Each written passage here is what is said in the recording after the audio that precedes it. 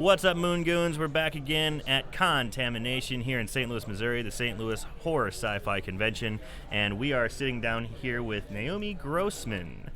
Naomi, how are you doing today? I'm well. How are you? I'm very good. Now, Naomi Grossman is most famously known to play Pepper in American Horror Story, and we are very excited to have you. Thank you very much. Thank you. I know Marshall's done a lot of the research, and Yes. he's very excited about having you today here, so I'm going to let Marshall. I did the research on a couple others. Marshall's ready to rock. First of all, let's say one thing that kind of claimed to fame about Naomi, and especially Pepper, is that Pepper was so far the first and one and only character to be seen in multiple seasons of American Horror Story, because the fans show always that it's different characters every season, but Pepper's the one and only one to come back in 2 different seasons as the same character. So that's American Horror Story history. Yes, it is. Yes. So congratulations on that. Thank you.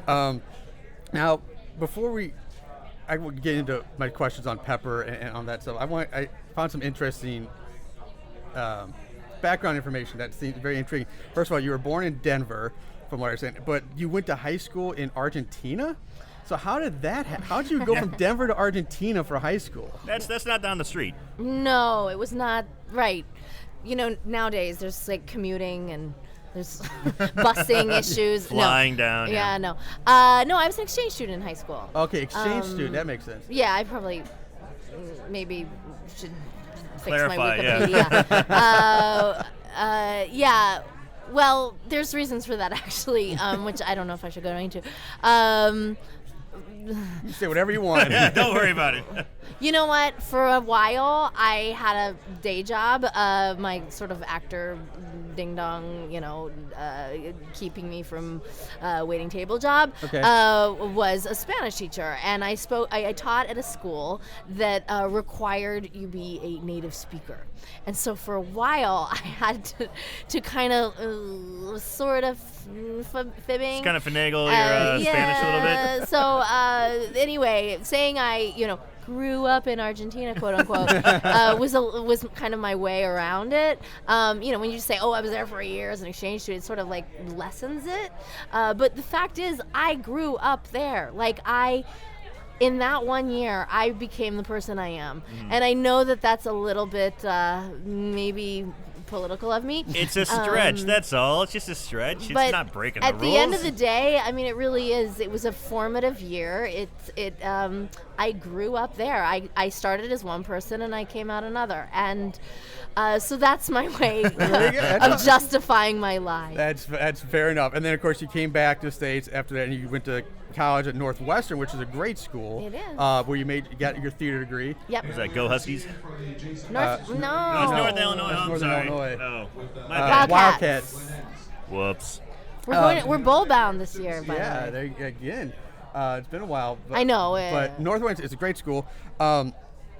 A theater degree, it's also, I guess, with your BFA, I assume, in theater. Believe it or not, it's a BS. Yeah, yours is a BS. See, I have a theater degree. Mine's a BFA. Yeah, so well, it makes more sense.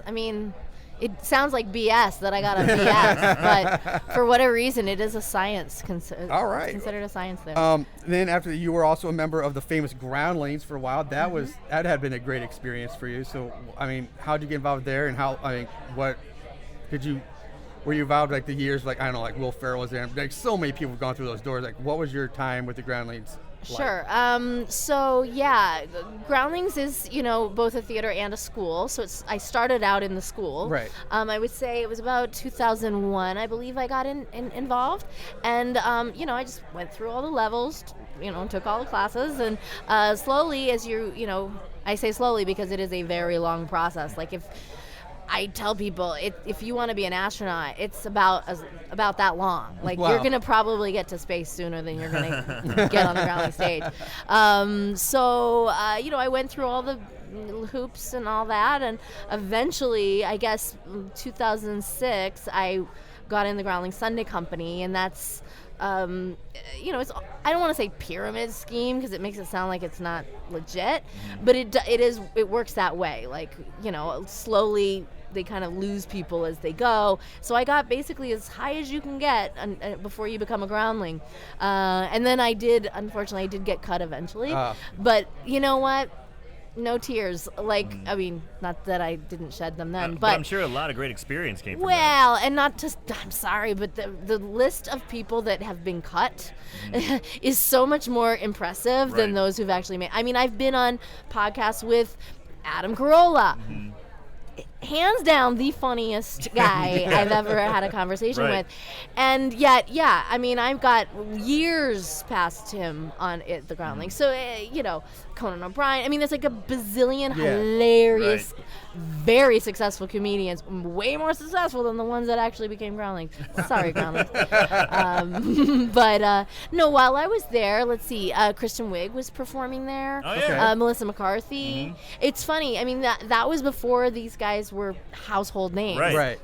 And I remember watching them on stage thinking, God, there's empty seats in here. There's like 50 of us like enjoying this performance. Like this, the world needs to see this sort of talent. But isn't that kind of a treat too? It's like you got this exclusive little intimate 50-person performance by, you know. And it gave me solace because, as you know, I was anxious to have a break, and I thought, well, God, if Melissa McCarthy hasn't been launched to super mega stardom, then I sure don't deserve that.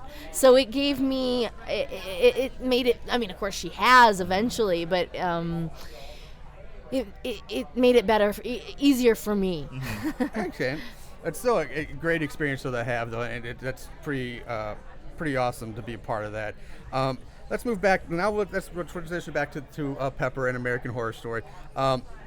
Now, how did you go on to, I assume you went into audition for the role. What was the audition process like for that character? Did you know you auditioned for Pepper, or is it one of these secret things you just go and read some random part, you don't know who it is, and you just get hired? They did say, yes, I was auditioning for Pepper, but I didn't know what Pepper was.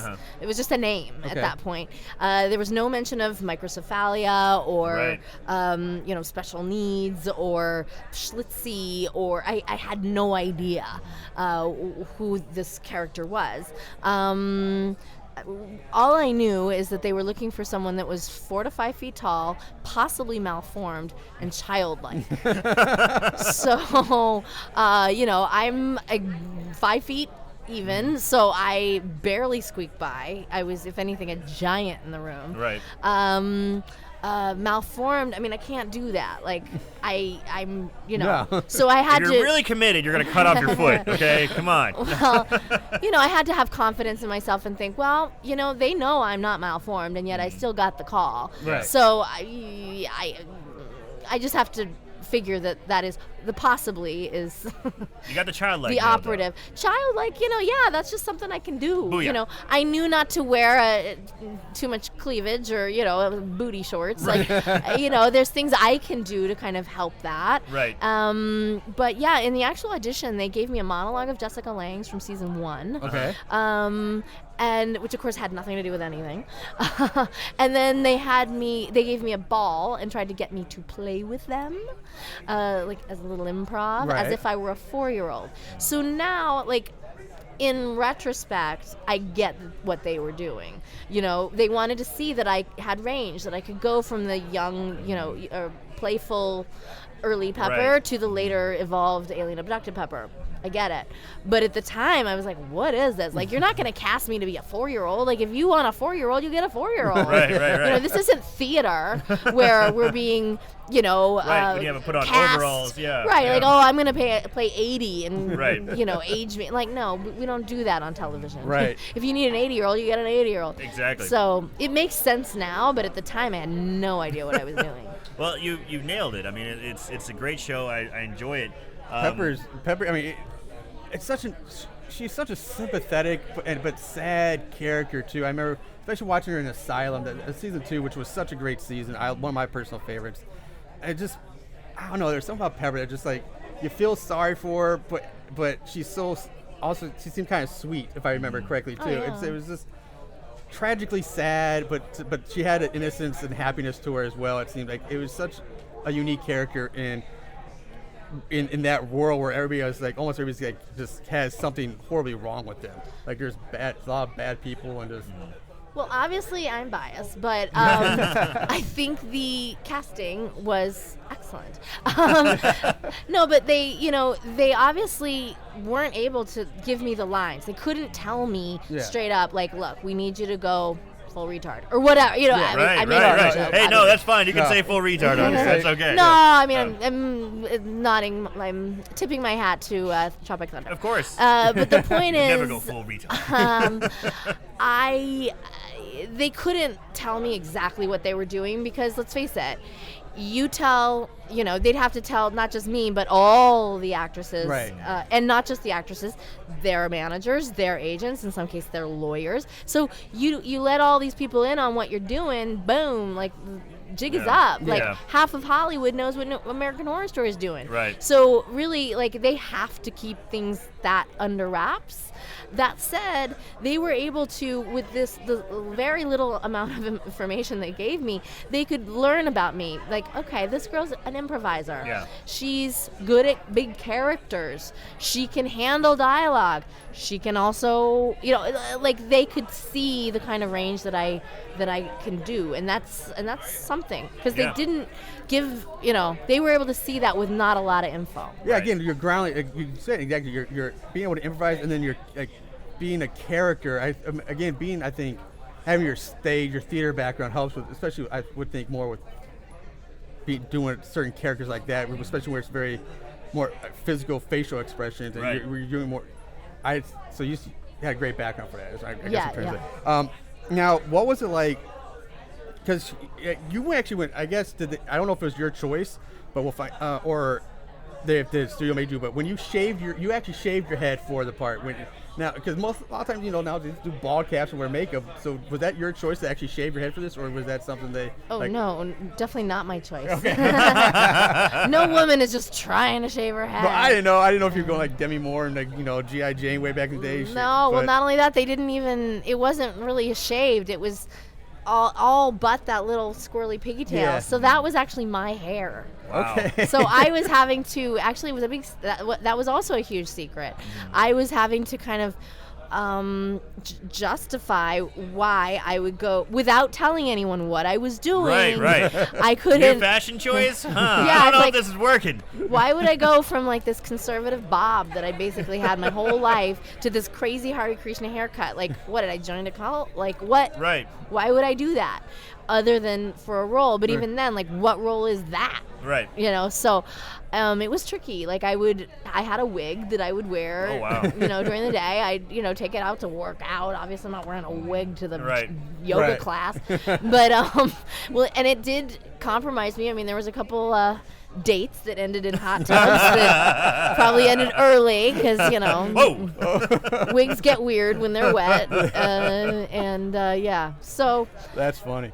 I'm sorry, but no, that's funny. I mean, I definitely wasn't trying to do that, but at the same time, I got the sense that was something they really wanted, and I wasn't about to lose this opportunity. Right. To be perfectly honest, I love it when people commit to the role so much that they do alterations that they can. Like, again, can't do malformed, but you can cut your hair. You could, sure. like, you can, I wouldn't get like a tattoo or anything, but I mean, I'm just saying, but like doing the haircut, doing possibly like a limp, or staying committed even outside, like character actors, or not character actors, but people who do like the method, or is that what it's called? Method acting. The method acting, yeah. I always appreciate that. I always think that's really neat. So yeah, I mean, I've never been asked to like gain 40 pounds or lose 40 pounds. Like, that kind of freaks me out when you start messing with your health. But I agree. It's not like I had this fantastic, like, Pantene commercial career. I mean, if I did, maybe that hair would be of more value to me. But as it is, that bob wasn't doing me any favors. Right. So. A few other things I noticed that you've been involved in that I found very interesting. One, I experienced, they were listed as shorts, people. But you, I guess, played Amy Winehouse in a short once, and also Kim Cattrall. Well, okay, so what was that? During my Groundlings days, well, actually, after them, I was kind of in a point where I was like, okay, I want to be an actor, but I'm not acting. So, and the problem was I just wasn't getting cast, and the fact is it's kind of like chicken and the egg. Like, you're not going to get the roles unless you've got work under your belt, like, but how do you get work on your belt if you can't get cast? So exactly. I had to cast myself, and that's what I did. I basically had all these sketches from all those days at the Groundlings, kind of just collecting dust in the closet. So I got them out of the closet and got a camera and found some eyeliner and so that's cool. So that's their own stuff then, because I didn't realize that was your own thing. Those were self-produced shorts. Very cool. Yeah. We'll transition this, because another thing I know you've self-produced, and you've also, not just your acting, but you've also do writing and producing. You've written a couple, at least one solo play, The Girl in Argentina Landscape, which is a solo show, and then you also wrote the Carnival Knowledge, which is that a solo show as well? Yes, they're both solo. One-woman shows. So that's pretty cool. I can't imagine doing a solo play would be so much for you to write, produce, and be in it. How was that for you? And they toured. They played in big theaters. So West End in London. Yeah, and Ireland, off Broadway, and Well, Scotland. Scotland. Yes. Thank you. Edinburgh Scotland. Edinburgh Fringe Festival. Yes, thank you. Sorry. So where did that come from? Like I don't I never set out in Hollywood to be a writer producer. That was just out of necessity. Like I said, nobody was writing for me, nobody was producing me, so I needed to make that happen for myself. And so those shows, they're honestly, to this day, they're the thing I'm most proud of. Actually, I get what you're saying, because that's something that it's all me. You created that. That's your baby. American Horror Story is a huge hit thanks to thousands of people on staff, and not to mention millions of dollars. Right. A huge studio behind them. I, on the other hand, it was like basically my Spanish teaching money. Whatever didn't go to rent went towards those shows. That's so. It's very. I guess you say inspirational, very motivational. It's such a cool thing to be able to see you, self-motivate and do that and make it happen for yourself. And some people aren't able to do that or don't do that. It's showing like hustle and hard work pays off. Yeah. The other thing I noticed that you might just apparently you were on an episode of Hell's Kitchen. Was that? Were you a chef? I don't watch Hell's Kitchen. No, I'm not a chef at all. Like a judge there or something? That's kind of a surprise. I was like, Hell's Kitchen. That's an odd one. Well, is that on my IMDb? Yeah, it's on IMDb. So weird. No, I mean, you know how publicists are. Oh, I got you on this. I got you on that. Yeah. So. Yeah, my publicist said, would you like to dine at Hell's Kitchen? Okay, and I was like, I'm Sure. hungry, sure. So, sure enough. All right, so I want to say Danny Trejo and I were sitting at the table going, okay. Now, that's an interesting dinner guest. I can't imagine what that conversation would have been like. And lastly, I noticed this because this was I was a big fan of this show. You were a translator, it said, on a Destination Truth. Right. Love that show at Josh Gage. So much fun. And also, I'm guessing you were a Spanish translator then, right. Now that you say that. Mm-hmm. What were some of your memories from that? Like, I guess, were they down in Argentina? Where'd you go for those? Yeah, not going to be able to talk too much. Those were not my. I'm glad you enjoyed it. At least someone did. I was not happy. Okay. Which I shouldn't probably say. You know what? Josh and I are friends. It's fine, but we don't need to air dirty laundry here. No, I just thought I love the show. It was a lot of fun, and it's neat that you were a translator on there. It's shocking to me that people love that show because it was hell. Yeah. I can't imagine like filming it would have been hell. Like seeing what what everybody's on there doing, trudging through things, staying out in the wilderness. I'm sure it was hell, but man, I also like the idea of hunting for these mythical creatures and all that. Well, that's cool. The problem is, but to answer your question, I was in the Spanish-speaking areas as well as Portuguese. So okay. Let's see, for that I went to Chile, Argentina, Brazil. I guess that's it. I was not just the translator, I was the fixer, which is basically somebody who's kind of, I wasn't just the on-air person. I was making sure the, crew got seated at dinner. And you know what I mean? Like, I was a translator all the time. Oh, okay. So it wasn't just like, I was kind of, I was essentially a producer when you think about it. Yeah, Like I was yeah. kind of making it happen. Yeah. Yes, I didn't even thought about that. So it was a lot of work. I think Yeah. if I just got to like sit in my trailer and wait for my close-up, it would have been one thing. But I was basically, You were doing 2 jobs. I was wiping the Yeah. yeah. I hear you. It's like, come on, a little more compensation here. Come on. Exactly. And then lastly, you are involved with, I think, you have your own Red Meat Productions. Is like your own little. Is that your own? I mean, again, that was out of necessity. As I was producing, these shorts and my solo shows, I knew it would look better to have kind of a name behind me. Right, okay. And the name is really Naomi Grossman, but I gave it a name. Okay. Yeah. Something like, I kind of like the name, actually. yeah, that's Yeah. a great Yeah. name. Little homage to Argentina. Oh, is that where it comes from? Yeah. Okay. Well, they also Well, have great food. They have again- great meat, great beef. I mean, Yes. geez, my God. Well, the Fantastic. first the first production was indeed Girl in Argentine Landscape, which, as you can imagine, was based on that transformative year in Argentina. So, when I was creating a name for it, I thought, oh, Red Meat Entertainment. It's like raw and kind of yeah, there you juicy go. and gritty and delicious. That makes perfect sense. Now I that you mean, say that now way. in Hollywood, it's like all the vegans, oh, red meat. Oh, But vegans. don't get Marshall started. Don't get me started on me. I guess we're in St. Louis, so we're yeah, safe we're here, safe. right? Yeah. This is a safe zone. It's Yeah, a safe you're spot. okay. No, that's awesome. So what's next for you coming down the pipe? Like, will we be? I know a lot. There's going to be more American Horror Story for you in the future. Do you know, like, either as Piper or not Pepper? Sorry, or like they do with somebody else, new character, bring you back, or do you have other projects coming down the pipeline that people can look for you in? And Sure. I don't know anything about Pepper or Piper for that yeah, matter. whoever Piper is. Sorry, Piper. Watching you cast as Piper now in a few somewhere. No, that's sort of not it. I mean, obviously, it's for me to accept if given the opportunity, but that hasn't been availed to me. So I'm sort of at the mercy of the creators and producers to put me in. Okay. And the fans, for that matter. I mean, fans have a whole lot more say in this sort of thing than we give them credit for. I mean, So you heard it, fans. If you want to see more Pepper, let them know. Or just No, more it's true. or just more Naomi. Absolutely. Text, tweet. Yeah, I don't know how you get. no, that's get out there exactly somewhere. right. Yeah, I mean, yeah. there's someone at FX that is employed just to read these tweets. Really? They really do care. Like Alright.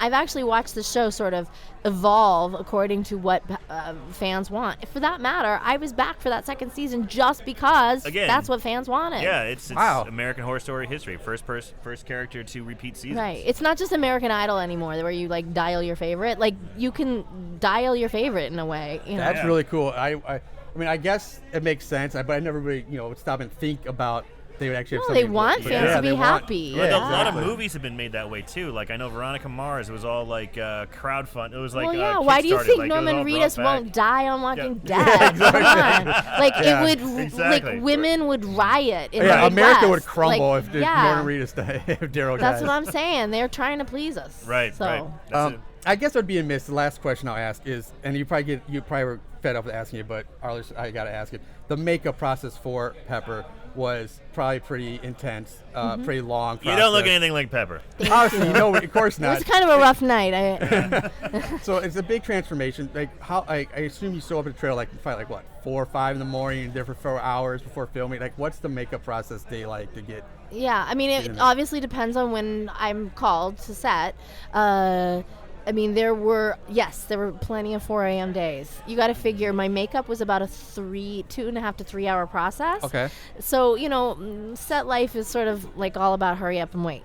So Yeah, you yeah. got to figure if I get there at 4, I'm in makeup until 7. Get a little breakfast, and get into costume. Like, okay, maybe I'm called to set by 8. Then we have a rehearsal, ready to go by 9. And 9 is a very civilized time to start work. Let's face Yeah, it, most it's of very- America very- does. So getting there at 4 is actually like absolutely necessary Wow. if that's the time schedule. So when you have that makeup put on, Are you walking around as Naomi? Are you, when that makeup comes on and you look in the mirror and you see Pepper, because it is a transformation, do you start to just kind of act more like Pepper? I mean, you start kind of going in that mode, or are you walking around just like, hey guys, how's it going? Whatever. Oh, cantaloupe, sweet. Or are you more in a Pepper mode? No, I do go into Pepper when the makeup comes. It's kind of like if you've ever had the experience of putting on a wig. Like when I go into a wig store and I put on a big, brunette mane, I can't help but sound like Sofia Vergara. I just do. I go there. Yeah. And so, it's the same sort of thing. That's why actually when I came back late in the asylum after the alien abduction and I needed to all of a sudden be all smart, it was weird to me. Like, oh, how do I Right. It's a shift. talk? It's a big shift. Yeah. Okay, so no more monosyllabic grunts. Okay. Yeah. I gotten so good at kind of crouching down and, blurting out, nonsensical weirdness that sounding intelligent was actually sort of a stretch. Right. Yeah. All right. That's so cool. We won't take up any more time. I know there's a lot of people here who want to meet you and do the autograph thing. But thank you very much for sitting down with us. 'Cause I would love to pick your brain for so much longer, but I'm not gonna take up any more of your time. But again, Naomi Grossman, thank you so much for sitting down with us. Best of luck in everything you do in the future. So thank you so much. Thank you. Thank you. Have All a right. great day.